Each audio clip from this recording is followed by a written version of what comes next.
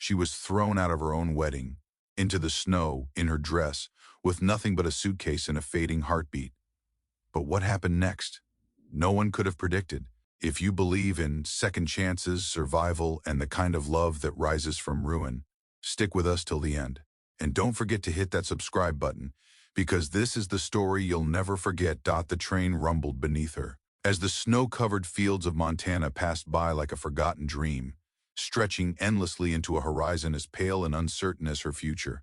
Evelyn sat stiffly on the worn bench of the passenger car, her gloved hands clutched tightly around a small leather satchel that held everything she owned in the world: a folded cotton dress, a worn copy of the Bible with pages softened from childhood fingers, and a letter, creased from rereading but still legible, signed in an elegant hand by a man named Jacob Rutherford.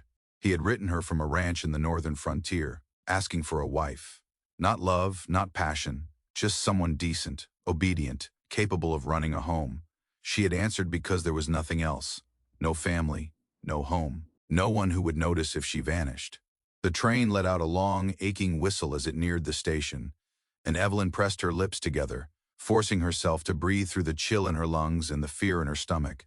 She had traded everything, her name, her city, her very sense of safety, for a stranger's promise.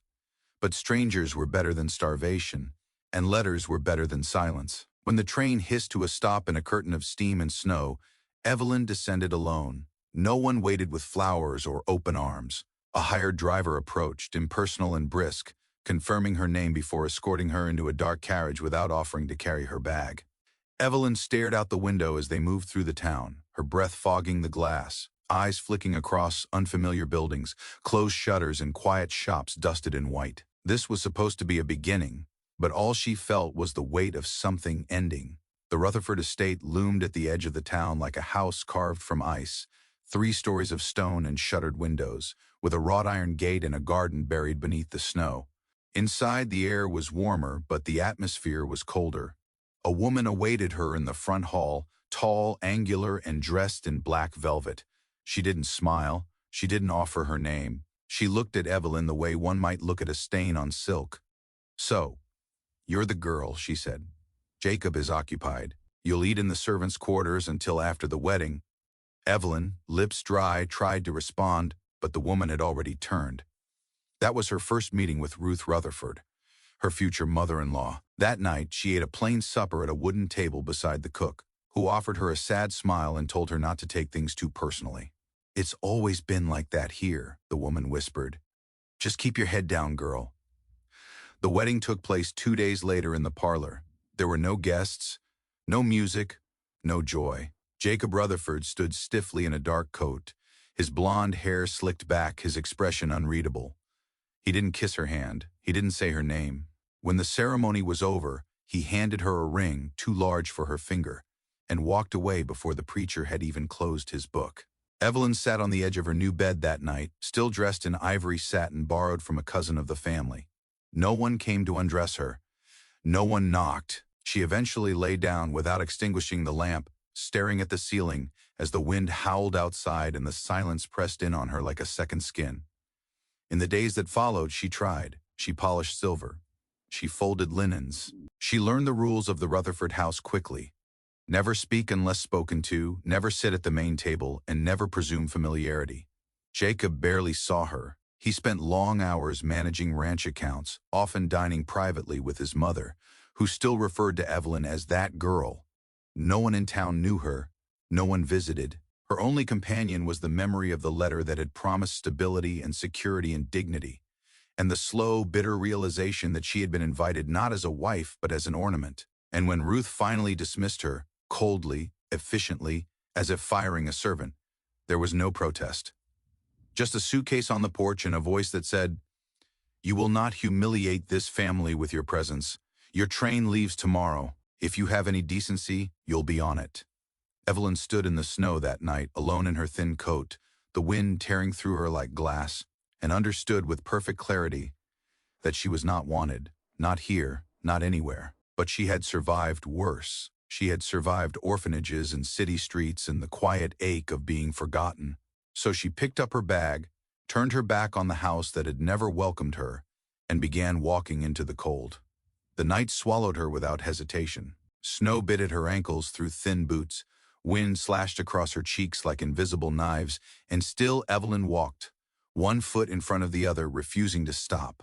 The path toward the train station was at least 4 miles, but she hadn't been given a map or a lantern, only a vague direction from the stable boy and a warning glance he hadn't dared voice aloud.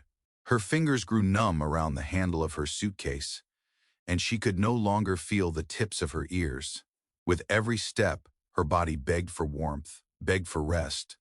But she kept going because stopping meant surrendering to the cold, and she had already surrendered enough. She thought of the Rutherford mansion behind her, of Jacob's silence, of Ruth's voice saying, "You're nothing but a transaction." The words clung to her more tightly than the snow did. The road disappeared beneath a blanket of white. Her boots slipped. Her breath came in ragged gasps. Her vision blurred, and her thoughts tangled between exhaustion and fear. She had no place to go, no one to call for, and nothing to hold on to but her own stubborn pulse. Somewhere in the distance, a wolf howled, a long, mournful sound that echoed across the barren fields, and Evelyn stumbled. Her knees struck the frozen earth, jarring through her bones. She pushed herself up, made it 3 more steps, then collapsed again. This time, she didn't get up. The world faded in pieces. The snow softened the sharp edges of her awareness. Her lungs ached. Her skin burned with cold, and her limbs grew heavy, detached. She blinked toward the moon above, half covered by clouds, and wondered vaguely if this was how dying felt. Slow, strangely quiet, like being erased. Then there were hoofbeats. At first she thought it was thunder, then the drum of her heartbeat, then nothing. But the sound came closer, a horse's breath in the air, a man's voice, low and startled. Jesus. Strong arms lifted her. Leather creaked. A coat was wrapped around her like a cocoon. She tried to speak, but her lips wouldn't move. She thought she heard the clatter of hooves on ice and felt warmth near her face. Then nothing. When she woke, it was to the soft hiss of firewood and the weight of furs over her body. The air smelled of pine and smoke, and somewhere nearby someone moved. Boots on wooden planks, the clink of metal, the scrape of a chair. Her first instinct was fear. Her second was disbelief. She opened her eyes slowly and saw the glow of firelight flickering across rough-hewn walls. A single-room cabin, modest, sturdy. Her coat hung near the door, dripping snow onto a mat. Her suitcase sat unopened in the corner. She turned her head. A man sat at the table, facing away from her, sleeves rolled up, forearms taut with quiet strength. He was carving something from wood, the slow rhythm of his hands soothing. He looked up when he sensed her movement. Dark hair, worn long and tied back, a sharp jaw shaded with stubble. His eyes met hers, gray like the storm outside, and for a moment neither of them spoke. Then he stood, slow and steady, and moved toward her. "You're awake," he said, voice low, roughened by silence. "Didn't think you'd last the night." She tried to speak, but her throat burned. He poured water from a kettle and handed her a cup. She drank slowly, the warmth spilling through her chest like something holy. He crouched beside the hearth, not looking directly at her. "Found you 2 miles from the North Road. Snow damn near buried you." She swallowed, her voice barely audible. "I was going to the station." "In that dress?" he asked, glancing at the thin cloth bunched beneath the quilt. "You wouldn't have made it another mile." She looked at him then, really looked. His clothes were simple, denim, wool, leather worn soft from use. A hunting rifle rested near the door. The cabin was neat, built for one. "Who are you?" she asked. "Name's Caleb Walker," he replied. "This is my place. I live off the ridge. I didn't mean to trespass." "You didn't," he said. "You fell. I picked you up." He stood again, and she noticed the way he moved, calculated, cautious, as if always half expecting something to go wrong. "You can rest here till you get your strength back. Then we'll figure something out." "I have no money," she whispered. "Didn't ask for any," he said simply, and turned back to his carving. That night, as she drifted into uneasy sleep, Evelyn listened to the sound of snow pattering against the window and the slow breathing of the man who had saved her. She didn't know who he really was, what shadows followed him, or why he lived alone in a place so far from the world. But for the first time in a very long while, she didn't feel like she was dying, and that, she thought as her eyes closed, was enough, for now. By morning, the snow had stopped, but the cold remained, a bitter stillness hanging in the air like breath frozen mid-prayer. Evelyn awoke to the scent of smoke and something faintly savory, stew or broth maybe, and the sound of gentle movement from the far side of the room. Caleb stood at the stove, stirring with one hand, his other resting on his hip. He wore the same dark flannel shirt from the night before, sleeves pushed up past his elbows, revealing forearms marked with faint scars and sun-darkened skin. His presence was quiet, unintrusive, yet impossibly solid, like the beams holding up the cabin. She shifted beneath the quilt and immediately winced at the soreness that gripped her legs and back. Caleb noticed and turned. "You shouldn't move much yet," he said. "Body still recovering from the cold. Took half the night just to get your core temperature up." He crossed the floor with measured steps and set down a bowl of hot stew on the crate beside her. "Eat.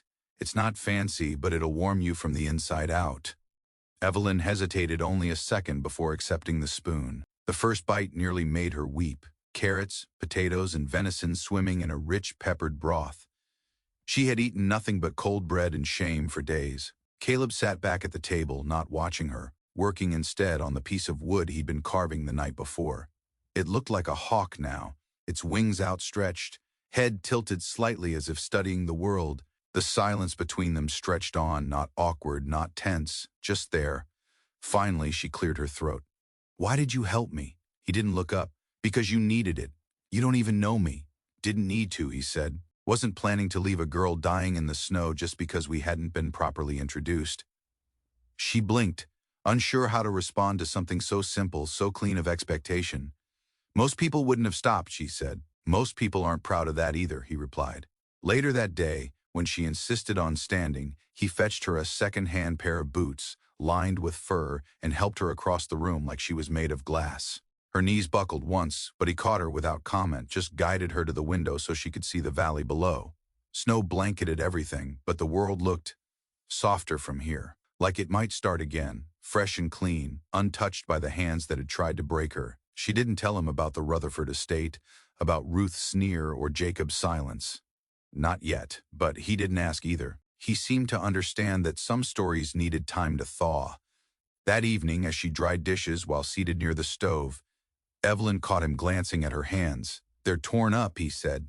She shrugged. "They've always been like this. They don't have to be." He walked to a shelf, pulled down a small tin, and handed it to her. Bear fat and pine sap, good for cracked skin. She accepted it slowly, brushing her thumb across the seal. "Thank you," she murmured. He nodded once and returned to his carving. She rubbed the salve into her palms, the smell sharp and clean, and tried not to let the sting in her eyes show. That night, after she'd curled beneath the quilt again, Evelyn lay awake listening to the wind. Caleb sat nearby, oiling his rifle in silence, his movements methodical. At some point he said softly, "You don't have to say what happened, but I know the look of someone who's been left behind." She stared at the ceiling, voice raw. "I didn't even get to say goodbye.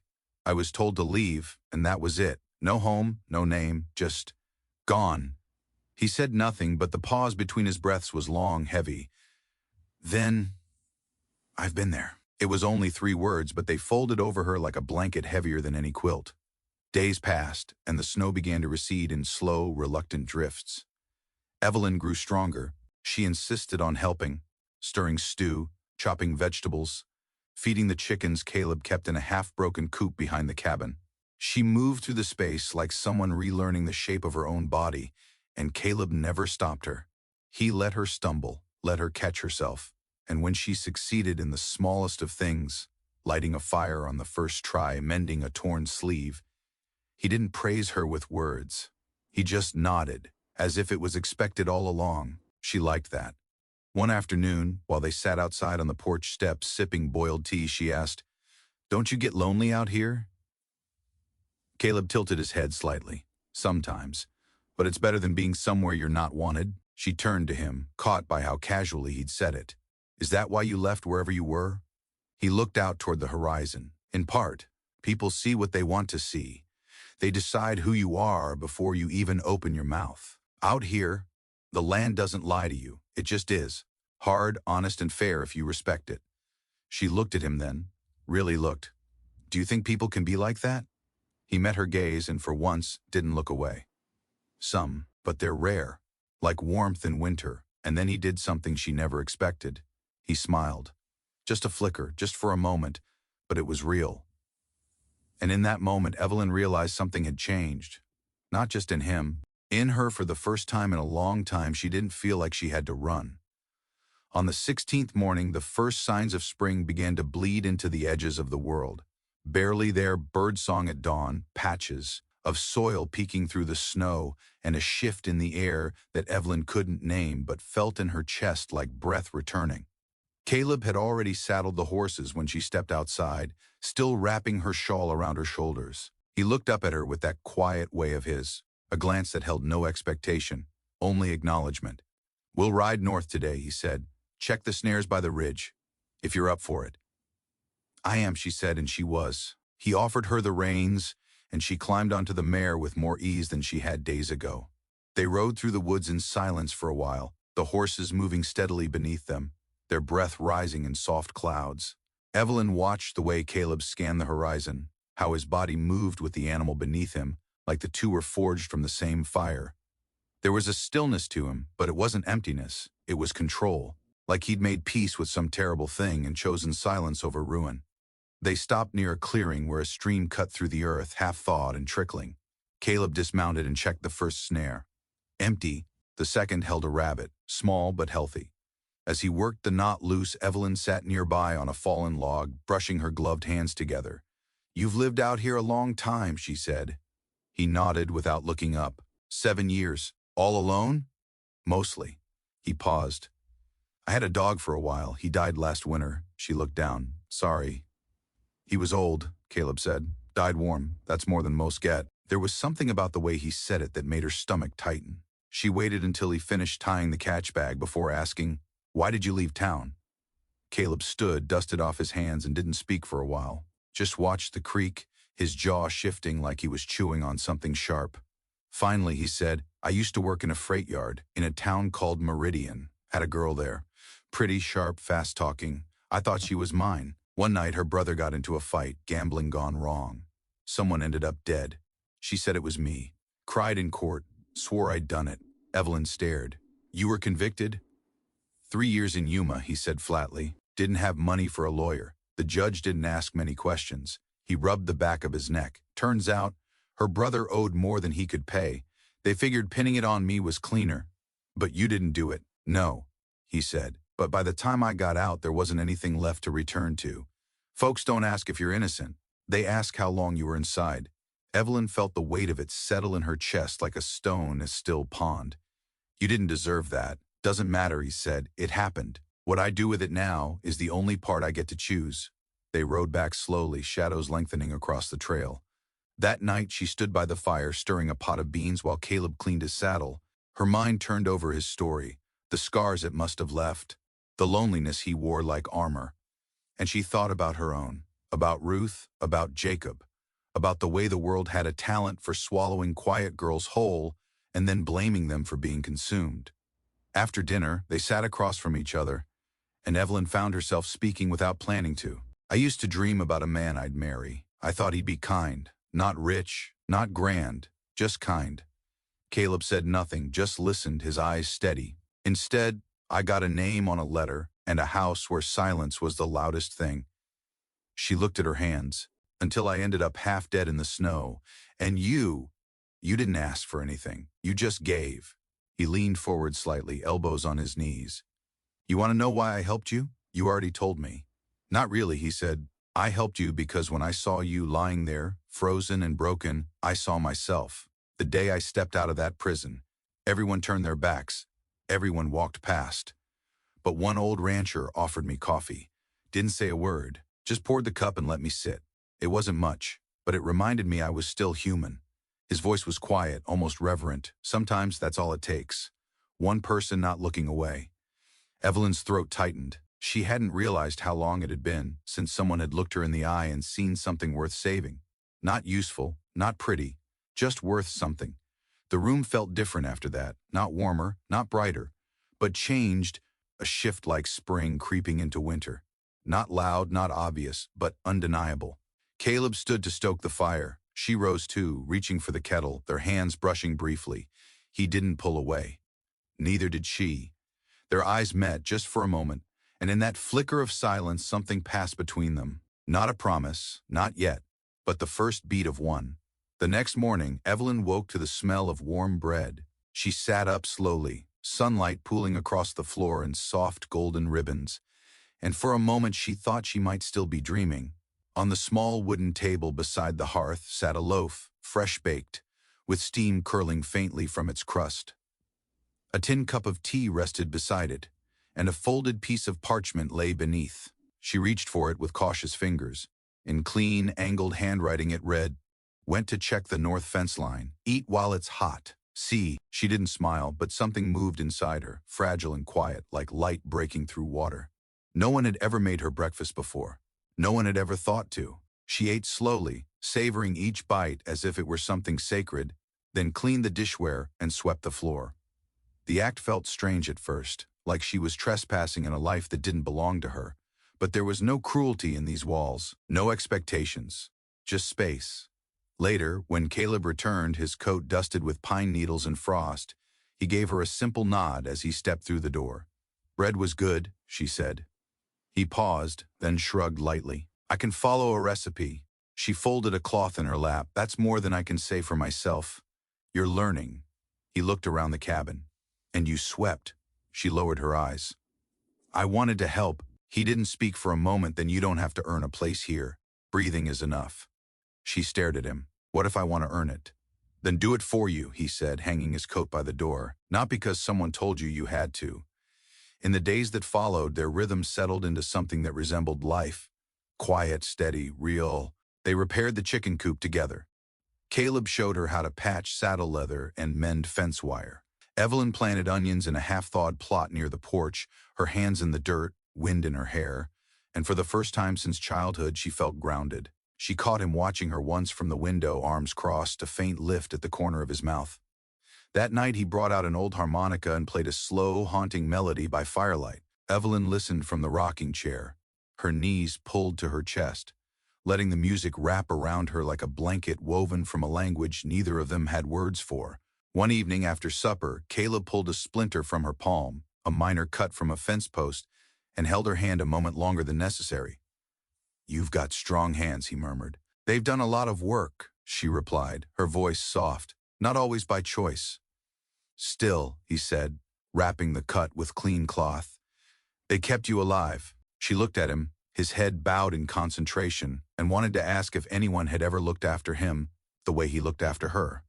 But the question caught in her throat and stayed there. As the cabin warmed with early spring, the frost outside gave way to new growth.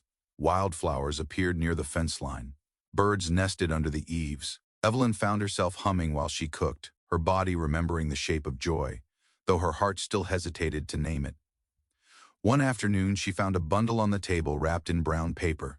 Inside was a blue cotton dress, plain but new, with careful stitching at the seams. She traced the fabric with trembling fingers. "You didn't have to do this," she said when Caleb returned. He shrugged, wiping mud from his boots. "Saw it at the trading post last month. Figured blue would suit you." She wanted to ask what he meant, why he thought of her when he saw it, why her presence in his home seemed to grow more natural with each passing day.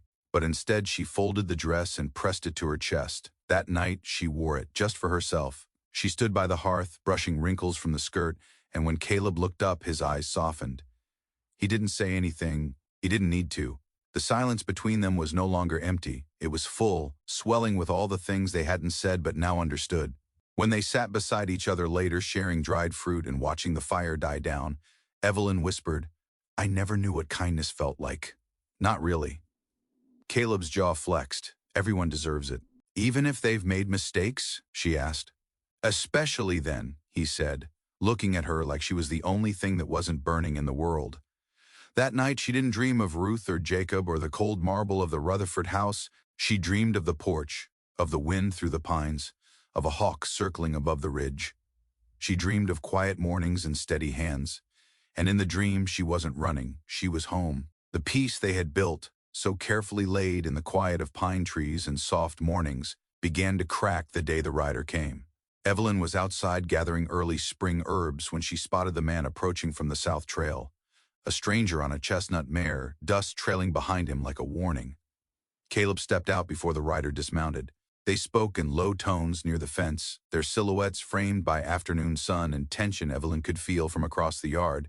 When the man rode off a few minutes later, Caleb didn't come inside right away. He stood there for a long time, staring at the horizon, his jaw clenched tight. That night, he said only one thing over dinner. "Someone's been asking about you in town." Evelyn's spoon stopped midway to her mouth. "Who?" Didn't give a name. Just said he was asking about a young woman, dark hair, small build, traveling alone after fleeing a failed marriage. Asked if anyone had seen her. Evelyn's stomach turned to stone. "It's them." "Likely," Caleb said. "Word gets around. Folks like to talk." "What did you say?" "Nothing," he replied, "but they'll keep asking." In the days that followed, Evelyn felt the shift, small, quiet, but undeniable. When they rode to the trading post for flour and salt, she saw it in the eyes of the townsfolk. The way conversations stopped when they entered. The way glances lingered too long. Caleb exchanged goods as usual, his face unreadable, but Evelyn's hands trembled when she packed their supplies. At the counter, a woman in a bonnet leaned close and whispered, "They say she ran from her husband, that she stole from him." Evelyn heard it as if the woman had shouted. She didn't speak, didn't defend herself, just walked out the door and stood beneath the signpost, her breath shaking in the wind. Caleb came out moments later. "Get what we need?" he asked. She nodded. "We shouldn't come back here," she said. "They hate me." "They don't know you," he corrected. "They know a story." "That's not the same." But stories had teeth. 2 days later, someone slashed the chicken coop fence. They found one of the hens dead in the snow, the rest scattered into the woods. Caleb fixed the fence silently, his mouth drawn in a hard line. "We need to be careful now," he told her. "Lock the door when I'm not home. Keep the rifle near." "You think someone will come?" she asked. "I think someone already has," he replied. That night, they slept lightly, the fire banked low, the sound of the wind now something else, something watchful. A week passed without incident, but tension hung between them like a breath not yet exhaled. Evelyn tried to focus on the garden, on stitching Caleb's worn shirts, on baking bread and finding rhythm again. But fear pressed at her like fingers around her throat. One afternoon, Caleb found her sitting on the porch steps, arms wrapped tightly around her knees. He sat beside her and didn't speak for a while. Then softly, "I've seen that look before. You're waiting for the axe to fall." "Because it always does," she whispered. "Happiness is just the quiet between punishments." Caleb reached into his coat and pulled out the small wooden hawk he'd been carving for weeks. He placed it gently in her hands. "Then let this be proof the quiet can last. Not forever, but long enough to matter." Her throat closed around something thick and aching. She traced the wings with her fingers, and for the first time since the gossip started, she let herself cry. The storm came 3 nights later. Not wind or snow, but fire and shouting. Evelyn awoke to the sound of hooves pounding the frozen ground, dogs barking, and men's voices shouting from the edge of the clearing. "Come out, Walker," one yelled. "We know you're hiding her." Caleb pulled on his boots in one motion and grabbed the rifle from its place above the door. He turned to Evelyn, voice calm but firm. "Get in the root cellar. Don't come out unless I call. I won't leave you," she said. "You're not," he replied. "You're surviving. That's how we win." She kissed his cheek, her lips cold against his skin, and fled into the dark beneath the cabin. Outside, Caleb stepped onto the porch. 5 men waited beyond the fence line, all on horseback, their silhouettes edged in lantern light. "You want something?" Caleb asked. "We want the woman," one snarled. "She's not yours to keep. Her husband paid good money for her." Caleb raised the rifle. "She's not property. Not anymore. You gonna shoot us for a thief?" Another shouted. "She stole nothing," Caleb growled. "But you're about to if you keep stepping closer." From beneath the cabin, Evelyn heard it all. Caleb's voice like steel, the threats, the silence before the violence. Then came a gunshot. One. Sharp and echoing. She clutched the hawk in her hands and held her breath.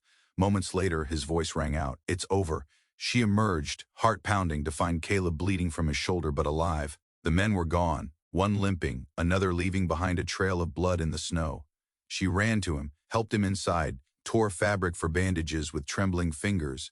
"Why did you do it?" she asked as she pressed cloth to his wound. "Because you were the first person who ever looked at me like I wasn't already damned," he said. "Because if they want to drag you back into hell, they'll have to go through me." Caleb's blood soaked through her palms faster than she could press it back in. Evelyn worked in silence, jaw tight, hands steady even as her heart threatened to pound its way out of her chest. She had never dressed a wound before, not like this. but her body moved with a kind of mechanical instinct, driven by sheer refusal to lose him. The bullet had grazed high along his shoulder, tearing muscle but sparing bone. Still, the pain was etched across his face, though he said nothing as she cleaned the gash with boiled water and stitched it closed using thread pulled from the hem of her own dress. When it was over, she sat back on her heels, breath shallow, hands trembling now that the work was done. Caleb opened one eye and looked at her. "You have a steady hand," he said hoarsely. "Not steady, just desperate," she replied. He gave a faint smile, then winced. "Hurts like hell." "Good," she said. "Means you're still here." That night she didn't sleep. She sat in the rocking chair beside his bed, rifle propped against the wall, listening for hooves, for voices, for anything that sounded like danger. The wind howled, but the woods remained still. At dawn, she stepped outside and buried the hawk Caleb had carved beneath the frostbitten tree near the porch, a symbol, not of death, but of transformation. He had made it for her, and now she would carry the rest of what he'd given her in her bones. By noon, she saddled the mare. Caleb stirred when he heard the tack creak. "Where are you going?" he asked. "Town," she answered. "To finish this." "It's not safe." "Neither is hiding," she said, buckling the strap with a final jerk. "You fought for me. Now it's my turn." He tried to sit up. She crossed the room and laid her hand on his chest. "You taught me something I never believed before, that I matter, that I get to choose what happens next. So let me choose this." He looked at her, pain clouding his eyes, not just from the wound. "Don't let them break you. They already tried," she said, "and I'm still standing." The ride into town felt like riding into war. Evelyn didn't wear her old dress. She wore the blue one Caleb had bought her, the one she'd first dared to feel beautiful in. It was torn now, patched at the sleeve, but she wore it like armor. As she passed through the main street, heads turned. Some faces wore curiosity, others judgment. She kept her chin high, her eyes forward. At the trading post, she dismounted, tied the mare, and walked inside. Samuel Griffith, the shopkeeper, looked up from the ledger and froze. "Mrs. Rutherford?" "Not anymore," she said, voice sharp as frost. "I'm here to set the record straight." By the time she finished speaking, the room had gone silent. She told the truth about the marriage, the annulment, the night she was thrown out. She spoke without shame, her voice firm. "I was left to die in a snowstorm. Caleb Walker saved me. Not because he had to, because he chose to. You call him a criminal. I call him the only decent man I've ever known." A murmur moved through the room. Griffith cleared his throat. "And what do you want us to do with this story?" "I want you to remember it," she said. "Next time someone spreads lies, I want you to remember who kept quiet while I was thrown out like garbage, and who bled to protect me." She turned to leave, but someone stepped forward. Martha, the seamstress's wife, older, kind-eyed, always quiet. "You were the girl that gave me tea that winter at the depot," she said suddenly. "I remember you. You gave me your scarf when my hands were shaking. I never forgot that." Evelyn blinked. "I didn't think you would remember." "I do," Martha said. "And I believe you." Another voice chimed in, an old man with a cane. "Walker helped my boy once, pulled him out of a ravine after a flood. Never asked for thanks, just walked away. People like that," Evelyn said quietly, "don't deserve to be hunted." She rode back before sundown. The road behind her didn't feel so cold. The town hadn't welcomed her, but it hadn't spit her out either. Sometimes that was enough. When she returned, Caleb was still in bed, eyes closed, breathing slow. She knelt beside him, brushed his hair back from his forehead. "I went into town," she whispered. "I didn't ask for permission, and I didn't ask for forgiveness either." His eyes opened just barely. "You come back in one piece?" She smiled, tears threatening to rise. "I did more than that. I came back with a voice." That night, they lay in the quiet, her hand resting on his chest, feeling the slow thump of his heartbeat under her palm. She hadn't said it out loud, not yet. But in the stillness, it was understood. This wasn't just survival anymore. It was something closer to love. The cabin had grown too quiet after the attack, too exposed. Caleb, despite his wounds, had sensed it first. Pauses in the forest that used to breathe. Tracks in the snow that didn't belong to deer or foxes. Distant echoes of hooves where there should have been silence. "They'll be back," he said one evening, tightening the saddle straps with a wince. "And next time, they won't bring warnings." Evelyn didn't argue. She had known it too, in the way the birds no longer came near the fence line, in the twitching nerves along her spine that refused to let her sleep. They packed at dawn, essentials only, dried venison, bandages, flint, a tin of tea leaves. Evelyn rolled up the hawk carving from beneath the tree, wrapping it carefully in fabric before tucking it into her saddlebag. She didn't cry when they left. The cabin had been a sanctuary, a place where breath had returned to her chest. But it wasn't home, not anymore. They rode northwest, through shadowed woods and muddy trails, into higher country where smoke couldn't be seen from the valley below. Caleb winced with every jolt of the saddle, his shoulders stiff beneath the bandages Evelyn changed twice daily. She rode close, watching him carefully but saying little, knowing pride had its own language. On the third day they found an abandoned way station, half-rotted but dry, and made camp beneath the collapsed roof. Evelyn started the fire with one strike of flint. "You're getting better at that," Caleb said, watching her with a faint smile. "I had a good teacher," she replied. That night, the wind shrieked through the gaps in the walls, and Caleb's fever returned. Evelyn stayed awake, wiping his brow, whispering things she didn't realize she'd remembered. Scriptures from childhood, lullabies sung to orphan girls in crowded dormitories. When he finally stirred, voice hoarse, he whispered, "You could have left me behind, and you could have let me die in the snow," she answered. "We're past that." By the fifth day, the forest opened into a clearing with a stream shallow but running. Evelyn caught sight of wild onion, dug a few roots, and cooked stew while Caleb rested against a tree. He watched her quietly as she moved about the fire, her sleeves rolled to the elbow, dirt on her cheeks, hair tied in a loose braid. "You know," he said, "I've never seen someone change like you have." "Change?" she asked. "You used to flinch when a floorboard creaked. Now you shoot straighter than I do." She smirked, tossing him a piece of cooked rabbit. "That's a lie." "Maybe," he said, chewing slowly, "but you're braver than most men I know." The journey took a toll. On the 8th day, they awoke to Caleb's wound, reopened from a stumble the night before. Blood soaked through his shirt again, and for the first time, Evelyn saw real fear flicker in his eyes, not for himself, but for her. "You'll have to stitch it again," he muttered through clenched teeth. "You sure?" she asked. He nodded, gripping the saddle horn while she threaded the needle with shaking fingers. "If I hurt you, you won't," he said. "I trust you." The words stayed with her, long after the needle was done. That night he slept leaning against her shoulder, his breath steady against her neck, and she held him as the fire burned low. On the 10th day, the mountains opened into a valley. Nestled near a bend in the river was a small, abandoned line shack. 4 walls, a roof, and a porch barely standing. But to Evelyn, it looked like salvation. They cleaned it out together, hauled in stones to fix the fireplace, patched holes with canvas and nailed branches over the window gaps. It was crude, cold, but it held. They stayed. Days turned into weeks. The wound healed. A squirrel trap brought meat. Rainwater filled barrels Caleb had rigged from old wash bins. Evelyn planted wild mint and onion by the porch, just to see if it would grow. In the quiet, they found rhythm again.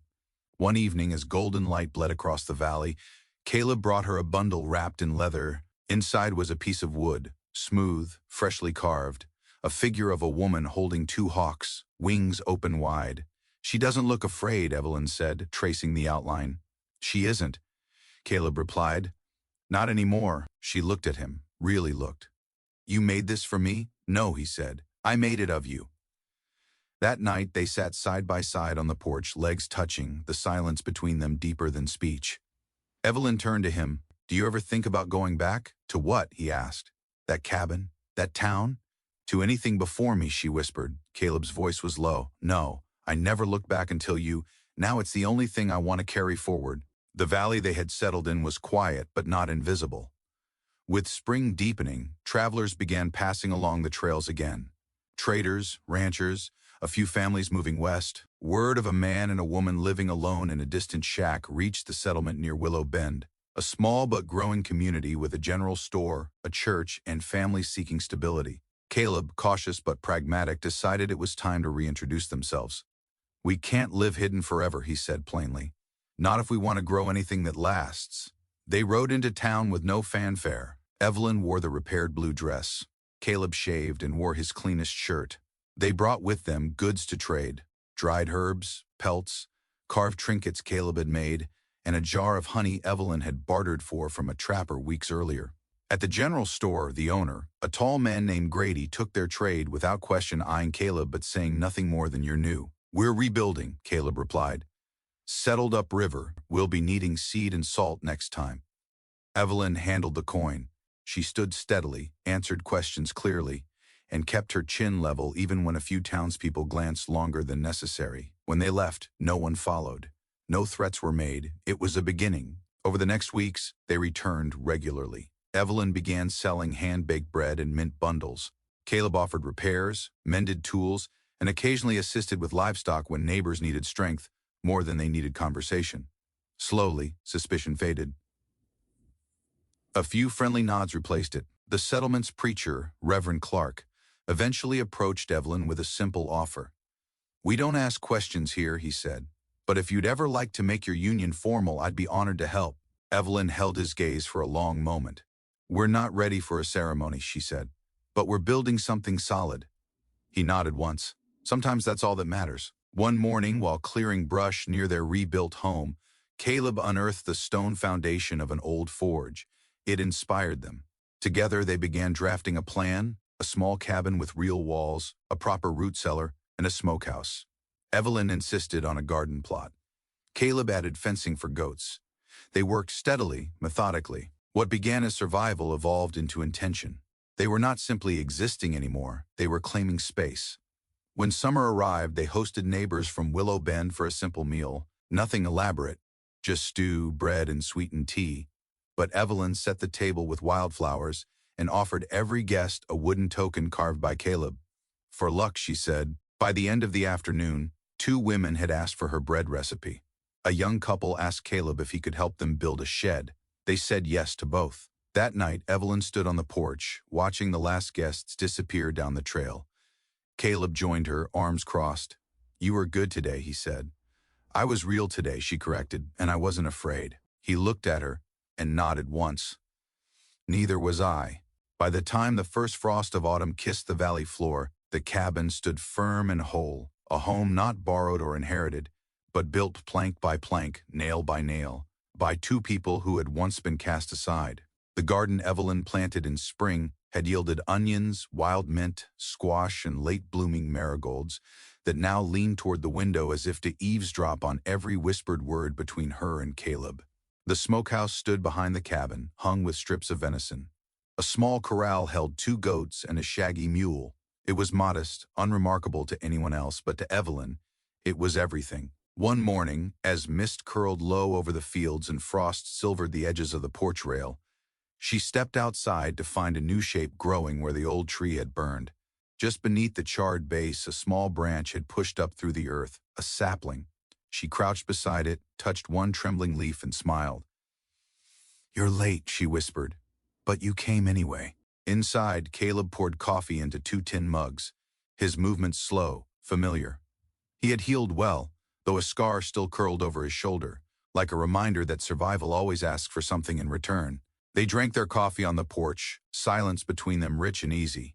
She leaned her head against his shoulder, and he laid his hand over hers. "It's strange," she said after a while, her voice thoughtful. "When I first came west, I thought I'd find safety in a man's name, a roof, a promise. But none of it meant anything until someone saw me, not what I could clean or cook or give, just me." Caleb was quiet for a moment. Then, and now? She turned her face toward him. "Now I know I don't belong to anyone but myself, and I choose you, not because I have to, but because I can." He kissed her hand, calloused and strong. "I've always believed the strongest people are the ones who walk through fire and still choose to love." "Then we must be damn near unbreakable," she said with a grin. That evening, under the orange sweep of a harvest sky, they walked the perimeter of their land. Evelyn wore a shawl embroidered by one of the women in Willow Bend, an unexpected gift with blue thread woven into pine trees. Caleb had carved her a wooden box with hawks etched into the lid, now sitting beside the hearth, filled with letters and seeds. As they passed the edge of the field, Evelyn spotted a small wooden sign stuck into the ground, hand-painted in Caleb's blocky lettering. It read, "Hawkridge." She stared at it, warmth spreading through her chest. "You named it," she murmured. "We did," he corrected. It needed a name. Something that meant it rose from nothing. Later that night, after the fire died down and the sky stretched wide and dark above their roof, Evelyn lay beside Caleb and whispered the words she had once been too afraid to believe in, "I love you." He didn't answer right away. He pulled her closer, pressed his forehead to hers, and breathed it back against her lips. "I've loved you since you walked out of that snow and refused to die." Outside the window, wind stirred the grass. The sapling by the tree trembled but held, and in the quiet, Evelyn realized something she would carry for the rest of her life. Love was never something you found, it was something you chose. Again and again, even when it was hard, even when the world told you no. Especially then, and she would choose this life, this man, this place, every time. She didn't just survive, she rebuilt. And in the arms of a man the world tried to forget, she finally learned what love, real love, felt like. Now let me ask you this. If you were in her place, left in the snow, heartbroken and alone, would you have fought back like she did? Or would you have given up?